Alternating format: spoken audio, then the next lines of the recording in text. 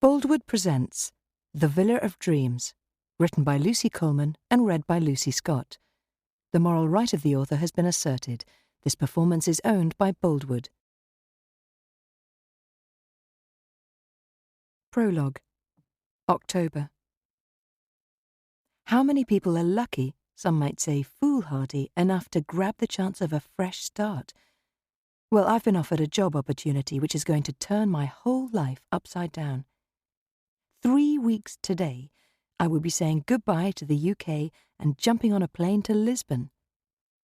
After working for my father for 6 years, the day that I finally decided I'd had enough and I handed him my letter of resignation, his reaction was one of disbelief. "You're making a big mistake, Seren," he warned me. "Don't expect me to bail you out if things go wrong. It's a tough world out there and you've led a privileged life. You just don't appreciate that fact." With his words ringing in my ears, I walked out of the office feeling free. You can't live life trying to please a man who uses a balance sheet as a measuring stick. My father takes pride in the fact that he worked hard to build up his business, which allowed him to provide a good standard of living for his family. That makes him sound like a loving man, doesn't it? But somewhere along the way it changed him, and not for the better. In a sad twist of irony, the father I remember from my childhood was different. As a family man, he was kinder, more forgiving, and less driven. I can't remember when exactly he stopped appreciating the small things in life, but it's a loss I mourn. Working for my father for the last 6 years has destroyed not only the relationship I have with him, but has also meant stifling my own ambitions. And my poor mother is caught in the middle, her heart torn as the chasm grows between us all. My father longed for a son, and instead he got a daughter, one who wanted to please him until he sidelined me for a total stranger. 3 months after Stuart Lang arrived, I resigned. He saw me as a threat and wasted a ridiculous amount of time and effort in systematically undermining every decision I made. Obviously, he wasn't quite as astute or confident about his own abilities as my father perceived him to be. Mind you, my plans to leave were well in hand, even before his first day on the job. It's time to pack up my things and put them in storage. There is no looking back, only forwards from now on. It's up to me to manifest the sort of life I want to live, and yes, I'm a little scared, but it's also empowering. January. Chapter 1. Kindred Souls Forever. The sound of tinkling bells makes me snatch up my iPad and swipe right, placing it on the table next to my breakfast plate. The familiar face of my best friend, Judy, comes into view. We met on our first day at preschool, and being naturally shy and timid little souls, we gravitated towards each other. To this day, we have an unbreakable bond. Judy had little support from her fractured family, who were all too caught up in the constant battle between warring parents and step-parents. I, on the other hand, was being moulded by a father who wanted to control every aspect of my life. We were at opposite ends of the spectrum in one respect, and yet we were spiritual sisters and confidants in another. Judy had freedom but no advantages. I had advantages but no freedom. Helping each other through the tough times made us realize that everyone's personal battles may be unique, but we all have them. Now, here we are, about to begin the next exciting phase of our lives, nearly 2,000 miles apart. "Well," I say excitedly, "are you ringing with good news?" "A good morning would have been nice." She gives me a little wave. "Sorry. Good morning, Judy. How's the weather in wonderful Wales?"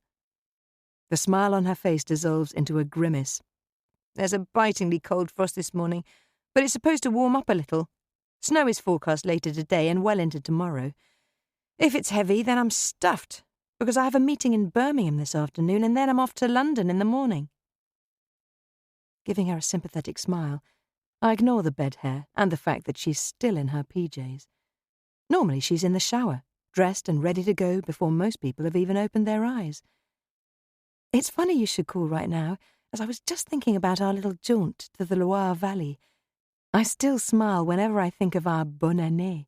It was the best Christmas and New Year ever, wasn't it? She laughs. Well, it was certainly a brilliant way of avoiding our families at the worst time of the year. We must make it an annual pilgrimage, as it already seems like an eternity ago. So much has happened in the last 3 weeks, and I'm flagging already. She sounds maudlin, and that's not like her. When we booked the gîte, this time last year, I had no idea I'd be living in Lisbon by then. But the holiday had turned out to be the perfect answer to all our problems. I had a legitimate reason not to go back to the UK to spend Christmas with my parents. Judy avoided a house crammed with people and the risk of being drawn into personal squabbles with unforgiving kin. Has something gone wrong? You sound a bit down. There's a moment of hesitation before she clears her throat. The promotion is mine, if I want it. I stop nibbling on my toast and lean forward, unable to contain my delight. But that's brilliant news! Judy shrugs her shoulders nonchalantly, and I'm struggling to understand why she's not punching the air. What's that saying? Be careful what you wish for? Well, everything comes at a price, I suppose. I should know that by now. I'm totally confused. Judy has been working hard towards this promotion for over 2 years now, and she's been almost obsessive in her dedication. As the social media coordinator for a company making eco-friendly cosmetics, she never switches off because it's her dream job. Normally she's bouncing off the walls, her head full of crazy ideas which frequently turn into aha moments. What do you mean if you want it? You didn't get the assistant campaign manager post after all? I wasn't aware there was more than one position up for grabs. She gives a sigh, avoiding eye contact, which is a bad sign. No, that's not the problem. There's been a general restructuring. I'd be reporting to Alex Martin, as Tim is leaving next week. She glances directly at me, as if that should mean something, which it doesn't, and I'm at a loss for words. I continue munching in silence. Why did this have to happen now? She continues softly, sounding like she's talking to herself rather than to me. I'm trying my best not to stare back at her blankly. Alex. I think that's the new guy who started a few months ago. At times like this, the UK feels like it's a million miles away, and it's frustrating not being able to pop round, put the kettle on and give her a comforting hug. I had no idea she was having problems, and can't believe she didn't raise the subject when we were in France. Normally we talk everything through like sisters. In hindsight, it's obvious that with my own life in such a turmoil, she was simply ensuring nothing spoiled our breakaway. Judy, did you get any sleep at all last night? About an hour, in between bouts of pacing around and drinking several cups of herbal tea to try to relax me. She groans. If I can avoid Alex, I'm okay. But working in close proximity to him, can you imagine how impossible that would be? Impossible? You've mentioned his name in passing probably twice. The only thing I can remember you telling me was that he was brought in to shake things up. Yes, that just about sums it up. So what do you think I should do? The eye contact is intense. Do? I ask, but her lips stay firmly shut. Well, you say yes and get on with it. If he has a problem with you, then take it to HR. Yes, well, the problem isn't his, it's mine. Whenever Alex is around, it makes me extremely nervous, so I've been avoiding him. Nervous? Is he trying to intimidate you? I ask, appalled. No, nothing like that. Her response is firm. Then stand your ground. You're obviously the best candidate for the job, and it's not like you to back away from people unless... You're attracted to him, aren't you? I groan inwardly. Almost 2 years ago now, a guy named Peter transferred into her department. Even Judy will admit that she has a type. Given the chaotic environment in which she was brought up, it's not difficult to see why. To protect herself, she's a perfectionist and someone who values her privacy above all else. Peter was a consummate professional, organised, focused and discreet. Not only was he her type, he was an A+. But to Judy's horror, her worst fear was realised when they had a row at work. The thought of everyone suddenly knowing her business mortified her. Worse still, when an opportunity for promotion came up and they were both interviewed for the same post, she was passed over and Peter got the job. Judy was angry with herself, as not only did she have seniority in the department, but everyone thought it was a foregone conclusion that she'd get the position. So, then she had the added indignity of her female colleagues commiserating with her and inferring she should challenge the decision. She told me at the time that it was like living a nightmare, but she held her head high and kept working through it. It was ironic that less than 6 months later, Peter was headhunted by another company, but by then, Judy had changed jobs. As they say, everything happens for a reason, and she was much happier. But her pride had taken a serious knock, and for a while her confidence had dipped. It was a big price to pay. The pained expression on her face now tells me that just when the memories of the past had begun to fade, this is raking it all up again. There's something about him that's different, she explains. The pause is ominous. He's the first guy to catch my attention in ages, and you know that's true, Seren. A part of me wonders if what's really behind this is a growing sense of loneliness. Judy and I spent a lot of time together, and now there's a gap in her life. I just wish this wasn't her potential future boss she was talking about. It's unfortunate given the timing, Judy, but is it possible that you're panicking a little unnecessarily?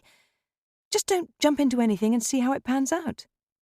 I reply, my voice full of compassion, while trying to reassure her. I can't seem to help myself. I've worked damn hard to get to this point, and I can't risk making myself look foolish a second time around. Judy and I made a pact before I left. Get ourselves in a position where we can afford to have the freedom to do what we want to do. Our dreams for the future might differ, but more responsibility means a better salary and being able to set money aside to turn a dream into a reality. If this developed into another Peter scenario, it could be disastrous. The sooner Judy addresses the situation, the better. Okay, let's put this into perspective. He's just a man, like any other. It's been a while since you met anyone you really fancied, and heck, we all get that urge from time to time. Just get your emotions back under control and let that business head of yours rule. You can't pass up an opportunity like this because you'd end up regretting it when this little flurry of emotion turns out to be a passing thing. Her forehead puckers up as she digests my words. I know that. But this is weird, Seren, because I just can't seem to get him out of my head, and goodness knows I've tried. I'm only too aware that I don't need this sort of distraction right now, as this is my time to step up and demonstrate what I can do. That's why I haven't been able to talk about it. I thought I could rationalise it and move on. She sounds wistful, and it saddens me. We both decided to step off the dating treadmill for a while. All that time spent getting to know someone new is exhausting. Then, by date number 3, it's a case of where's the exit when you realise why no one has snapped them up. We've often laughed together over a glass of wine or two, wondering if we were just too fussy. Neither of us are pushovers, though, and reject out of hand the sort of guys who spout the usual inane dating drivel. We decided that if we are meant to find true love, then it will probably happen when we least expect it, and our energies are better spent manifesting the life we want. I think there's an element of self-sabotage wrapped up in this, and Judy's insecurities are in play. Hit the problem head on. Just ask him out and see what happens. A couple of dates and you'll probably be done. Just keep it friendly and everything will be fine. Now you sound jaded. I do, don't I? I reflect. It's not that easy, Seren, and I don't know what to do about it. What I do know is that the moment we first met, I looked at Alex, he looked at me, and there was something. Something there between us, like we'd met before. There was a connection. Can you hear yourself, Judy? It's called instant attraction, and it usually doesn't last very long. But what if that isn't the case and he's the one? She has a point, but how on earth would I know? Well, it's time to woman up. Take a deep breath, calm yourself down, and then accept the job offer. It's not as if you'll be with him every minute of the working day, is it? She pauses for thought, raising an eyebrow, as if she's weighing it up very carefully. No. To begin with, you'll be a little cautious around each other, but everyone, him included, will assume it's because you're settling into a new role, with a new boss. Your back is covered as long as you hold it together. But what if I can't hide how I feel? I roll my eyes. You'll soon get to see his flaws and start looking at him in a different light. No one is perfect, trust me. And when it comes to work, once you're sitting at your new desk, there will be no stopping you, and he's going to be impressed. He won't want to risk losing your skills if he's trying to make his mark. Thanks. I guess you're right. It's difficult not having you around. I needed that little pep talk as I've been stressing over this big time. Anyway, how about you? Have you been in touch with your parents since you've been back? I've been emailing Mum, but there's not a lot to say right now. Seren? Emailing her? Really? Judy makes it sound like an accusation, but I ignore it. And how is Lisbon? It's beautiful, vibrant and busy. My new life is everything I hoped it would be. Coming back after Christmas made me realise that I'm beginning to feel at home here. I love this little place I'm renting. My neighbour, Maria Santos, is a delight. Her English is much better than my Portuguese, thankfully. Her daughter-in-law, who was born in Surrey, and her grandson live with her, and they are both bilingual. She doesn't mention her son, but I get the impression that he died. I miss my bestie, and meeting up with friends to hang out. Oh, me too. It was a brave decision to make, and I don't know if I would have had the guts to face the upheaval. It takes time to get to know people, longer when you come from a totally different culture. Is there anyone you've managed to become friendly with? I mean, outside of work? I can hear concern in her voice. I've been working closely with the gallery's publicity manager, Carolina. We have quite a bit in common. She's single and ambitious too, and she's about our age, 32, I think. She also lives in Almada, about a 10-minute walk from where I'm renting, and we often travel into work together. Well, that's a good start. I can't even imagine what it's like for you now. Sometimes it still doesn't feel real, you know, that you have this whole new life going on. When you fly over for your first visit, think of the fun we'll have. By then I'll know my way around properly, and I'll be able to give you the tour, like a local. You will utterly and completely fall in love with Lisbon, I promise. Please do not mention the L word, she sighs. And the job is going well? I feel an immense sense of satisfaction wash over me as I realise that this is the happiest I've felt in a very long time. Admittedly, I do have moments when loneliness creeps up on me without warning, but I think it's more akin to homesickness. The one thing I do know for sure is that I have no yearning to go back to my old life, and no regrets. In June, it's the 5th anniversary of the opening of the gallery. My proposals to mark the occasion are being considered by the directors, and I'm waiting for their decision. I am nervous about it. It's a huge deal, and I could be way off the mark. I wanted to impress them, and I know I can pull it off, but I wonder if they'll think my plans are too ambitious. Judy stares straight into my eyes, giving me her no-nonsense look. I'm sure you've got it right. As much as I hate the fact that you're so far away, you're not stifled anymore, and I'm honestly thrilled for you. And has being around all that arty stuff inspired you? Maria's 17-year-old grandson, Louis, helped me to set up a little workshop in the garden. I can't help breaking out into a huge smile. I knew that artistic streak of yours was still alive and kicking. Well done, Seren. Freedom can be exhilarating when there is nothing and no one to hold you back. My father didn't want me wasting time on things that didn't further my career, but that need to create is a part of me, a part I've given too little attention for far too long. Well, freedom also comes at a price, and if I mess up at work, the rent won't get paid and my savings will begin to dwindle. Renting out my house in the UK keeps the mortgage ticking over and covers the cost of the management company, But that's only a temporary solution. There really is no turning back for you now? No.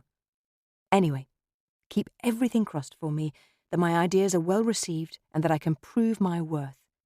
They're crossed, she says, holding up a hand in front of the screen. But you won't need it, as this job was made for you. And in return I'll be sending calming thoughts your way. If this Alex guy unsettles you, just conjure up a mental image of him doing something ordinary, like washing his hair in the shower. I'd say sitting on the toilet, but that's an invasion of a person's privacy, even if it is just a mental image. She burst out laughing. Oh, my focus wouldn't be on the bubbles in his hair, or the fact that he's just like everyone else. He is simply gorgeous, intelligent, super organised, and fascinating. Alex has this wonderfully intimate little smile. It gives me goosebumps. Goosebumps? What has gotten into her? And you're getting this from faraway glimpses of each other? Oh no, is that the time already? I'd better go or I'll be late for work. Her words come tumbling out, and I wonder whether she's purposely cutting me off. Thanks for listening and for the advice. Good luck, and a virtual hug, Seren. Speak soon.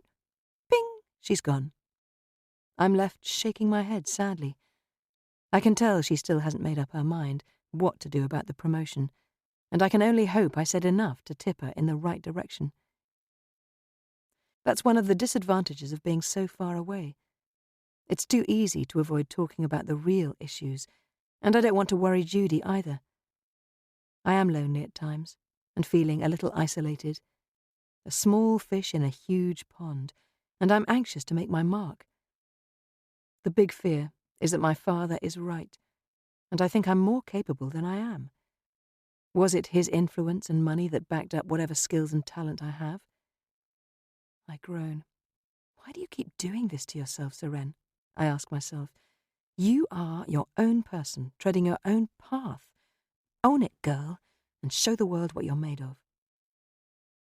I think it's time to fire up the welding torch and work the metal. I can fit in an hour before I jump in the shower. The only monster in my world is the one I'm creating for myself.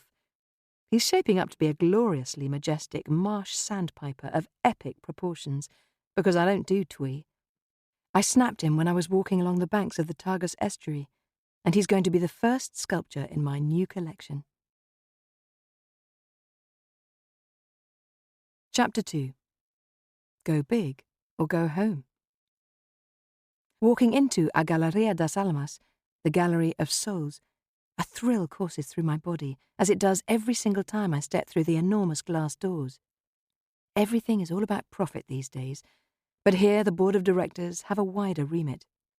Representing more than a dozen wealthy investors, their aim is all-encompassing. From developing local talent to liaising with artists from other countries, the focus is on thinking outside the box to surprise and delight locals and tourists. Yes, their individual businesses mean they have a vested interest in celebrating the cosmopolitan and cultural heritage of the capital of Portugal, but there is also a sense of pride in continuing to raise the bar on what has been achieved since the gallery opened. Collaborations with other countries are viewed as a vehicle to grow the reputation of the gallery as a centre for inspiration for future generations. A recent exhibition featuring the art of jewellery making included Portugal's much-celebrated and intricate gold filigree designs. Artisans from several different countries came together to produce a unique and inspiring collection in a series of live demonstrations. It was so successful that it has been turned into a roadshow and is now touring Europe. It also inspired an idea that I felt sure would make the board really sit up and take notice. Something fun, bold and daring to capture the audience's attention in a unique way before the exhibition opens. I wanted to come up with an idea that would reflect the passion and dynamic vibrancy of Lisbon. The setting for the spectacular event playing out in my head was key, and the monument of the Cristo Rei is a powerful icon. What I love about Lisbon, I have decided, is that everywhere you look, there are signs of the wonderfully rich past. It has survived everything from a devastating earthquake, a dictatorship, a disastrous fire, to a peaceful revolution in 1974. Nothing has dampened that air of optimism.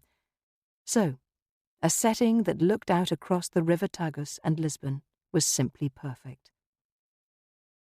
The gallery doesn't live in the past, though. It embraces the future as it pays homage to creativity in all of its forms. It's housed in a sweeping glass building built on the tree-lined waterfront promenade known as Avenida da Ribeira das Naus. Formerly an area that had fallen into decline after a huge injection of cash, it's now a hub, an area people gravitate towards. It's popular with joggers, cyclists, families and tourists, situated an easy stroll away from the ferry terminal, Cais do Sodre. For me, it's a 10-minute crossing from Casilhas, on the opposite side of the river, so it's an easy commute each day.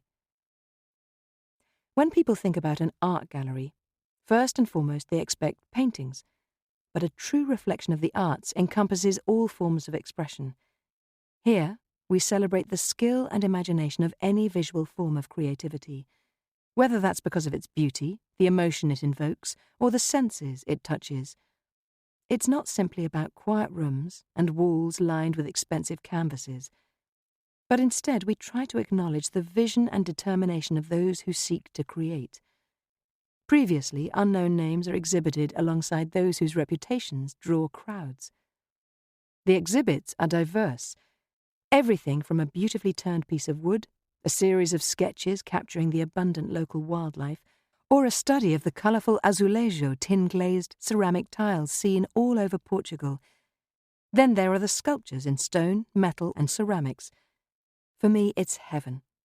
What if one day one of my sculptures finds its own space in the gallery? I can only dream about that for now, of course.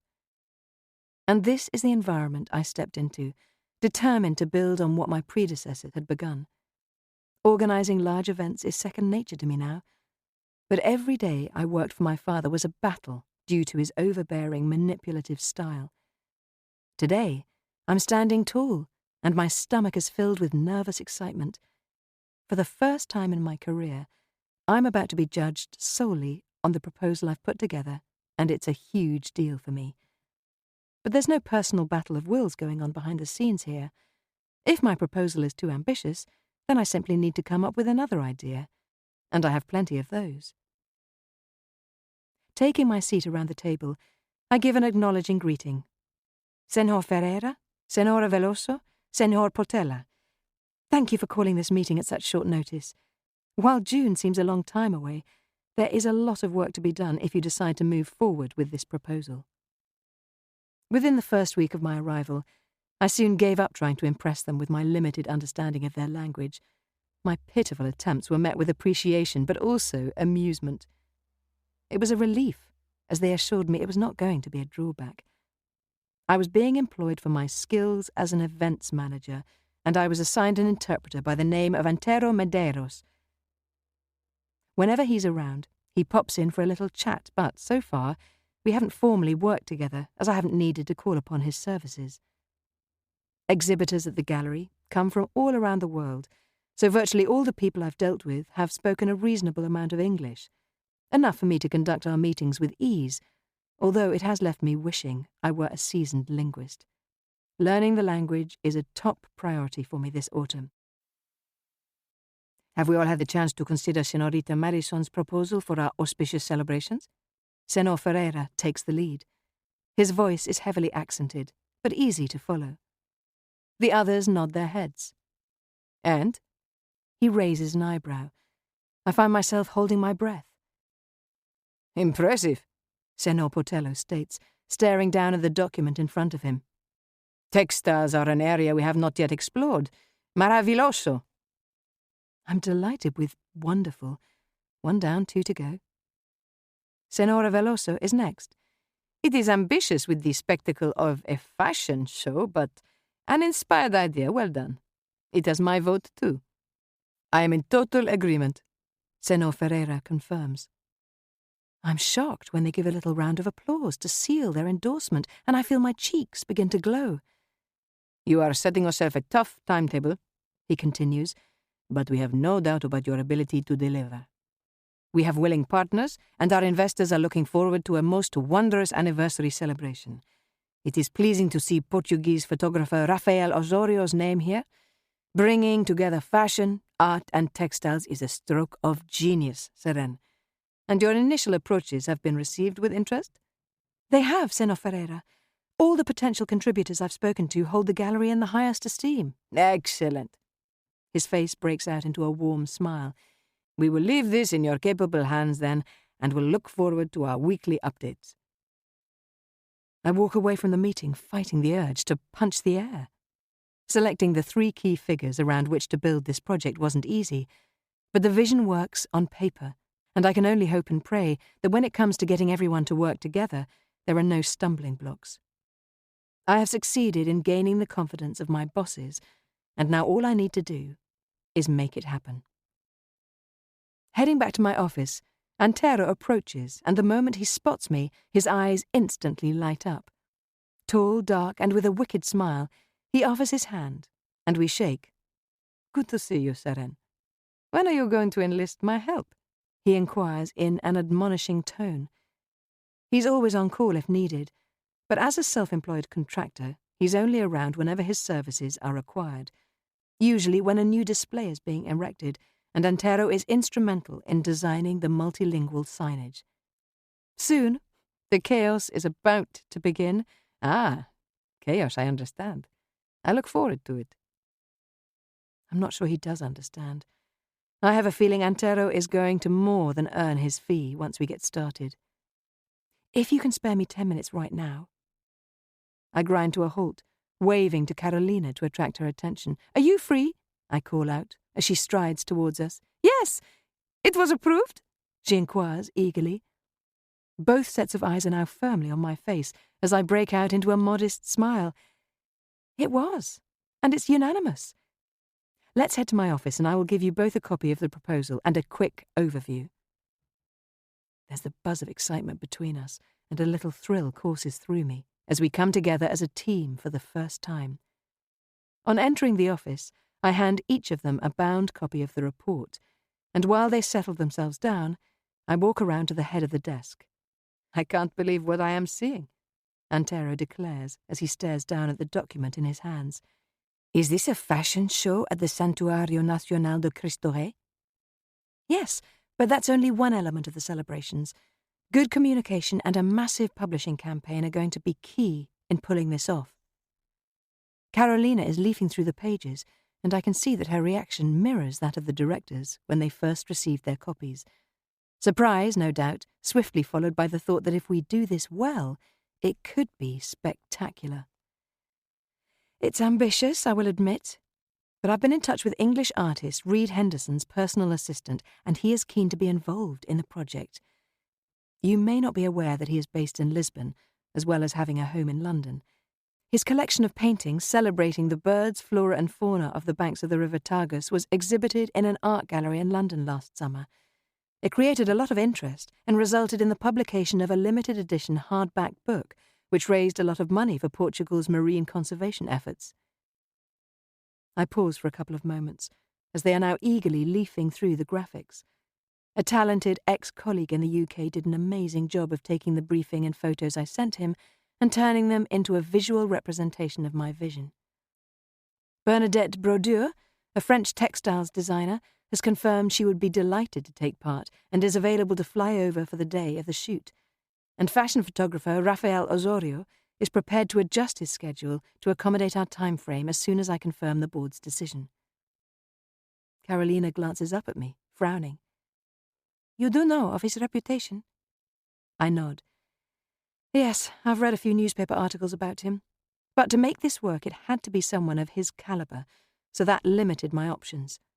The photographer must be on a par with the artist to establish a level playing field between the two different disciplines. One is translating the work of the other, but in a different, although equally as high-profile, medium.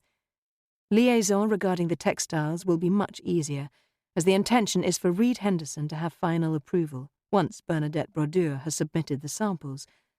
For an up-and-coming designer, she's delighted to be offered the opportunity to work with us on this project, and she has the full backing of her company. But from here on in, it's important we make full use of you, Antero. While both Bernadette and Raphael have assistants who reply to my emails in English, We need to be holding regular conference calls to ensure our key players can voice their opinions to avoid any misunderstandings at a later stage. Carolina nods her head in firm agreement. I applaud the fact that you are being diplomatic. I see the need for that.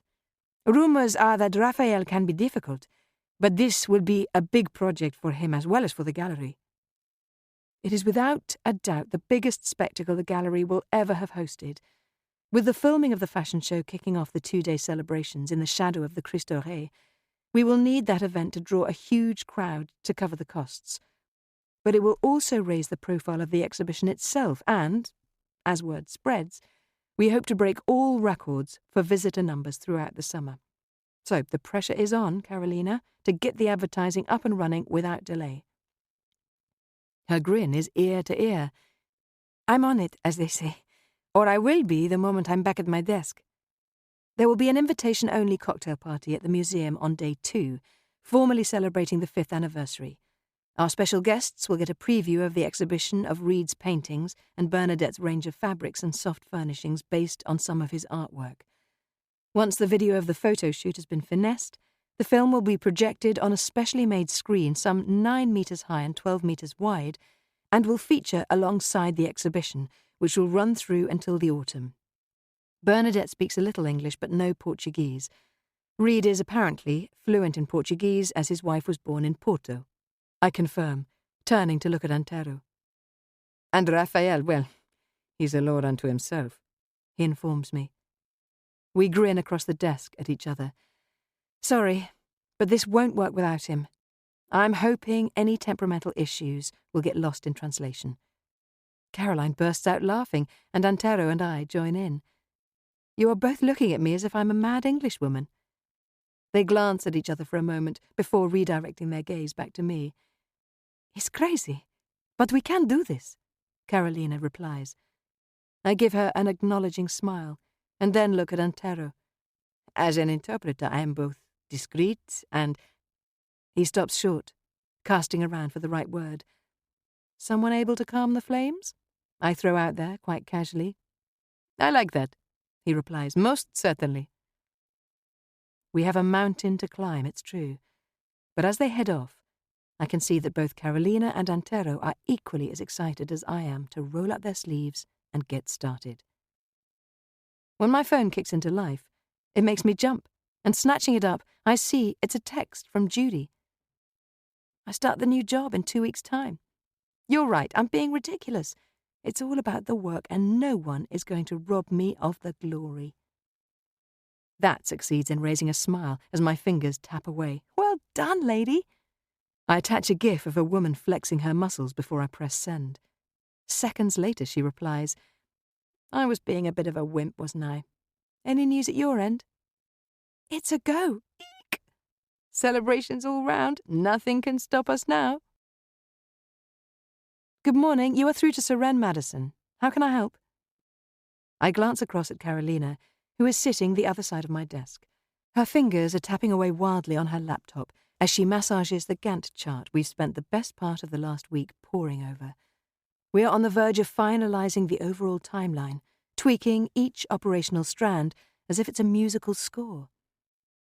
It's Reid Henderson, Seren. I thought it was time I made direct contact to express my sincere apologies for being so elusive.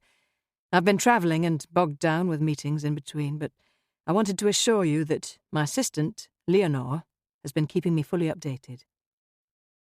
The relief I feel at finally hearing his voice stops me in my tracks for a brief second or two. 3 conference calls have already been held without him, and the pressure is beginning to mount. Despite constant reassurances from his team, I was beginning to have my doubts over whether he was as invested in this project as I need him to be, to the extent that the last 2 nights I've woken up around 3 in the morning in a cold sweat, wondering if it's too late to find another artist to step in. Oh, no apology needed, and thank you so much for the call, Mr. Henderson. We're in the process of finalising the timetable for the various stages of the project as we speak, and I'm hoping to get a copy emailed to you later today. Great. And please call me Reid, if you have no objection to me calling you Seren. I've made a start on selecting which pieces I think will work best when it comes to the artwork for Bernadette Brodeur. I don't know her, of course, but my assistant has shown me examples of her work. This is going to be a most interesting collaboration indeed. His voice is smooth, like a voiceover artist. In fact, that velvety tone is something we should take advantage of, if I can talk him into it. What if we could record him introducing the fashion show? Thoughts are whirling around inside my head, and I realise he's waiting for a response. We are gearing up to begin moving things forward very quickly now. If your assistant can let me know when you are available, perhaps we could arrange a video call so we can run through any questions you might have. A mellow echoes down the line. I will most certainly make a list, and if you can bear with me another day, 2 at most, it will allow me to tie up the last few loose ends. Then I'll make myself freely available to you. How does that sound? More than reasonable. Perfect! And if there's anything either I or my staff can do to assist you, then please don't hesitate to let me know. Thank you, Seren. I will bear that in mind. It's been a pleasure talking to you, and we'll speak again very soon, I promise. The blood is pounding in my ears as the line disconnects, and I see that Carolina has stopped typing. That sounded positive. I let out a huge sigh, bowing my head and closing my eyes while I offer up a silent prayer of thanks to the universe. He hasn't been avoiding us, he's been travelling. You can go ahead with the press release. At the last, I will admit, no disrespect to you, Seren, but I was beginning to have my doubts about him. Well, it sounds like he's equally as keen to get this rolling now, which is a big weight off my shoulders. Our timetable is dependent upon Reid being able to make some quick decisions and supply the prints we need to pass on to Bernadette. That must be the #1 priority, given the lead time for organising the fabric samples. Naturally, Reid will be required to sign those off, in agreement with Bernadette. She'll then work closely with the manufacturers producing the garments and the soft furnishings. Leonore has already confirmed that Reid's business manager will arrange for the paintings for the general exhibition to be shipped over from London. Obviously, Carolina, if we can get hold of some photos of a few of the pieces for advertising purposes, that would be great, and I'll press for that when Reid gets in touch. What impression did you get of him? Well, considering his fame, he came across as very friendly, motivated, and about to get focused, which is a huge relief. This is a big deal, and the exposure he's going to get will translate into a nice little boost in sales of his paintings. Looking at the guest list for the official party, I doubt whether any of them would lose any sleep over the cost of acquiring an original by Reid Henderson. Goodness, if I could afford it, I'd love to have one of his pieces hanging on a wall, appreciating in value. It's a sound investment, but it's necessary to get those people in front of the actual artwork to tempt them. Carolina smiles at me. He is a very handsome man and a true gentleman, I hear. Lots of business meetings over lunch to look forward to. I shoot her a glance. I doubt that. He's much too busy to be wined and dined by an event coordinator. I'm sure the directors will want to arrange a special dinner in his honour as an expression of their gratitude. Maybe even hosted at Senor Ferreira's home, as, naturally, the invite would also be extended to Raphael and Bernadette. It strikes me as strange how people perceive these things as being much more fun than they are when you are taking part in person. I've had my fair share of sitting in expensive restaurants watching my father suck up to moneyed people, and it's a chore. Of course, she replies, nodding in agreement. Oh, how the rich and famous live. It must be a wonderful life. I might treat myself to a print as a souvenir of this momentous occasion, but my budget will be in the hundreds, not the thousands. My father might not be famous, but he has money, and I can vouch for the fact that it doesn't make life wonderful at all. Well, not in the way Carolina means. I believe that happiness is a state of mind. I'm sure that we can wrap up most of the detail in a couple of online meetings, but I will be curious to meet him in the flesh, as I'm sure we all will. Well, if, and I say if, you could get me a program signed by him for my mother, I would be forever in your debt. My father bought her one of Reid's prints for their 30th wedding anniversary, and she adores his work. Ah, Carolina, that's a lovely idea. I'd like to think you'd get the opportunity to ask him yourself on the day, but we'll definitely make it happen. I'd better start working on the design for the program then. The pressure is on to make it extra special now. She laughs. I bet I know where you're heading next. Yes, Senor Ferreira is going to be delighted to hear Reid has already begun to put the collection of pieces together. Things will quickly gather momentum, and that's all the reassurance he requires for now. Chapter 3. Not quite the Saturday I had planned. It's chilly today, and the sky is a bleak shade of grey. Here, inside my little workshop in the garden, I'm more than content to while away my day. My not-so-little marsh sandpiper has taken shape, and the task of mounting him onto a substantial platform is making me break out into a sweat. In real life, this little guy would comfortably sit within my hands and weigh no more than 80 grams. The piece I've dubbed Pássaro Nobre, noble bird, is 75 centimetres long and 60 centimetres wide. He's so heavy that I need to bend my knees to lift him. This isn't quite right, is it, meo amigo? I ask my new little friend. Talking to him as I work, he stares back at me unblinkingly, but with a distinct air of firm resolve. Voicing out aloud the questions that keep on whirling around inside my head is helping me to get my thoughts straight. Chief amongst them is whether I can fill the hours I'm not working enough to stop myself becoming nostalgic over the things I miss about the UK. Like being able to make a call and then head off to the cinema with an old friend when I'm in need of company, or meeting up with Judy to go shopping. The statue's gaze is unrelenting and telling me to get a grip. You're going to make sure I'm kept busy, aren't you? I can tell you don't approve of wallowing. His beady eyes stare back at me, and I look down at the metal box I've only just finished welding together. It's too geometric, and I realise I've just wasted 3 solid hours of work. Turning off the welding torch and discarding my gloves, I feel disappointed in myself, because this fascinating little bird deserves better. Raising the mask for a moment, it's a relief to fill my lungs with some fresh air. When my phone starts to buzz, I snatch it out of my pocket, thinking it's time for a break anyway. Hello? Hi, Seren. It's Reid. I hope I'm not disturbing you. On a Saturday? No, of course not, Reid. Is there a problem? The sound of his slightly embarrassed laugh echoes down the line. No, not at all. But there's been a change of plan, and I'm away again this coming week. I know you were hoping we could finally meet up in person, and I'm home alone today.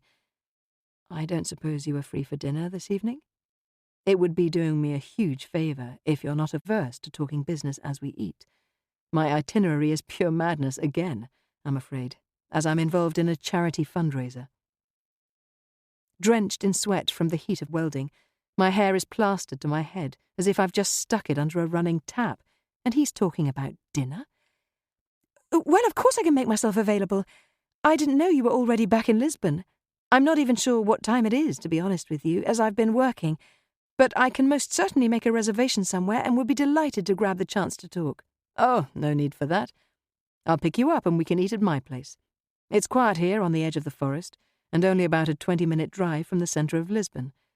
Text me your address, and I'll see you around 7. I swallow hard. I could hire a car to save you the drive if you give me directions. There's no trouble, honestly. 7 it is, then. Thank you, Reid. The panic immediately begins to set in. What on earth am I going to wear? The dress code at work is conservative, with the men wearing the usual business suit, smart shirt and a tie. I usually wear a knee-length skirt, a jacket and a long-sleeved blouse, taking a lead from my peers. Learning the unspoken protocols took me a while. Punctuality is a given, and excuses are seen as just that, no matter how busy the traffic might be. And no one leaves the office at a set time every day. Instead, the culture is to work until the job in hand is completed, and never leave before your superior. But as for a business meeting outside of work hours, how on earth do I dress for that? Reid might be British by birth, but I'm still representing the gallery, and I doubt he'll be in jeans and a t-shirt. Yet, along with the questions, there's also excitement. I'm about to meet up with a famous artist, and he's taking the time and trouble to come and pick me up. Maybe he isn't going to be a man with a big ego, and I might actually enjoy this dinner. Reid drives his silver Mercedes E-Class coupe with a sensitive touch, and the journey is pleasant. I feel very safe as we speed along the open roads. I've said little, as he seems happy to talk about other projects he's working on right now. His life is as busy and varied as I suspected. That's why he's hard to get hold of at times. When we eventually turn off onto a quiet country road and follow a long, sweeping drive up to Reid's house, it's even bigger than I expected. "This is stunning," I remark, unable to mask my admiration. "I had Casa da Floresta built some 8 years ago. This is where I will eventually settle. But for now, I spend a fair bit of time in London. I'll get your door." He climbs out and walks around the car while I unhook my seatbelt. Thank goodness I settled on wearing a pale blue, scoop-neck, lace pencil dress with a scalloped hem. It's one of those little dresses that is suitable for most occasions, as it's light and summery. Reid is looking casual, in navy blue trousers and a pale blue shirt. He's not an ostentatious man, and in the flesh he's even more handsome than on a video call. His smile is engaging and lights up his eyes. "Welcome to my little piece of Sintra," he says, as he swings open the door and offers me his hand. As I take it and ease myself up out of the seat, I do so with practiced elegance. It's ingrained in me now. My mother is all about poise and good manners, which she says will get you a long way in life. As Reid draws me closer to him, I look away to focus on the property instead, nestled against a wooded hill at the base of the mountains. This luxurious country house has crisp lines and a contemporary feel. It's made up of 2 3-story buildings linked by a single-story central corridor on the second level, with the lower levels partially set into the hillside. There is a wonderful covered terrace to the front, beyond which is a wall of glass. The stark white exterior is in sharp contrast to the rich reds of the Roman roof tiles. But the backdrop of the trees as they rise up as far as the eye can see softens the whole appearance, wrapping it in a living cloak of vibrant shades of green. "What an interesting design," I compliment him, and he flashes me a wonderfully warm smile. "Like a painting. You get out of it what you put in. It was a labour of love for me, as the idea is that one day the East Wing will become an art gallery. I'd like to teach here, too, when the demands on my time aren't quite so pressing. Dreams like that are expensive, so I need to be patient." I smile, surprised by his candour as he indicates for me to walk on. "Have you managed to escape Lisbon yet and discover the delights of Sintra? Life here in the foothills of the mountains is very pleasant. We're lucky enough to be sheltered from the winds because of the way the land rises up." Reid falls in step alongside me as we climb a run of wide steps leading up to the terrace on the middle level. "No, I'm still settling in, and I haven't really ventured far. My goodness, you must find it a wrench every time you leave this place. What a wonderful setting, so relaxing, I should imagine, and such an inspiration when you are working." "Yes, it hasn't always been that way. Relaxing, I mean." He leans forward to swing open an obscured glass door, and what I assumed was going to be a corridor is, in fact, a massive single-story room with high ceilings. The walls either side display several large pieces of artwork, but, despite the proportions of the space, there are only 2 sofas in the centre of the room, flanked by small side tables. This will someday become a gallery showcasing up-and-coming artists, but in the meantime, it is where I store some of my pieces. A few of them are destined for the gallery.When exhibition. "We're heading through here," Reid indicates as we traverse the pristine, glossy-tiled floor. He slides back bifold glass doors leading out onto a large inner courtyard. With the backdrop of the trees and the stone walls either side enclosing the space, it's delightful. A large circular table is laid out, as it would be if this was a smart restaurant, with a white linen tablecloth, silver cutlery, and hammered metal charger plates. It's more formal than I'd expected. In the centre is a vase of pale pink hydrangea heads, which couldn't be simpler, or more pleasing to the eye. Reid hurries to pull out one of the 2 chairs for me. "Thank you. I wish all business meetings were conducted in surroundings like this," I remark as I lower myself onto the seat. Raising my eyes to give Reid an acknowledging smile, the genuine warmth in his gaze is unexpected. He clears his throat, as if he's embarrassed that I caught him looking at me so intently. It panics me a little, as I assume Reid is married, but I notice he doesn't wear a ring. He's so easy to be around.